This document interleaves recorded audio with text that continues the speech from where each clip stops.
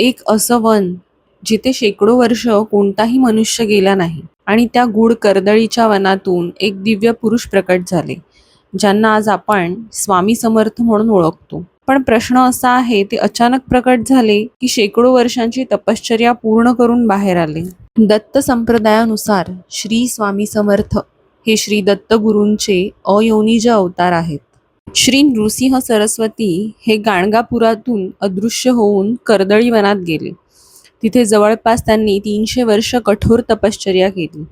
या तपश्चर्येदरम्यान त्यांच्या भोवती भले मोठे वारूळ निर्माण झाले. एके दिवशी एका लाकूड तोडाच्या कुऱ्हाडीचा घाव या वारुळावर पडला. कुऱ्हाड बसता क्षणी त्या वारुळातून भळाभळा रक्त वाहू लागले व या वारुळातून एक दैवी योगी पुरुष प्रकट झाले. ते नृसिंह सरस्वती नव्हते, तर ते होते श्री स्वामी समर्थ.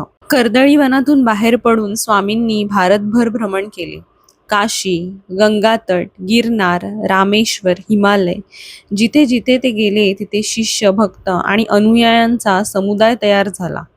शेवटी ते महाराष्ट्रातील अक्कलकोट येथे स्थिरावले. अक्कलकोट येथे त्यांनी प्रदीर्घ काळ वास्तव्य केले. दररोज शेकडो लोक त्यांच्या दर्शनासाठी येत. त्यांनी दुःखितांना आधार दिला, रोग्यांना बरे केले, संकटात सापडलेल्यांना मार्ग दाखवला आणि दत्तभक्तीचा प्रसार केला.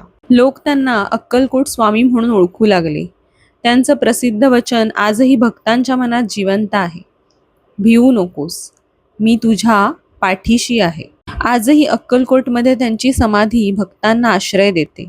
कर्दळीच्या अंधाऱ्या वनातून आलेले ते एक दिव्य संन्यासी आजही लाखो लोकांच्या जीवनात प्रकाश देत आहेत. स्वामी समर्थ फक्त इतिहास नाहीत, ते अनुभव आहेत. असे स्वामींच्या कृपेचे अनुभव तुम्हालाही आले असतील तर कमेंटमध्ये नक्की लिहा श्री स्वामी समर्थ. आणि अशाच आध्यात्मिक माहितीसाठी चॅनलला सबस्क्राईब आणि फॉलो करायला विसरू नका.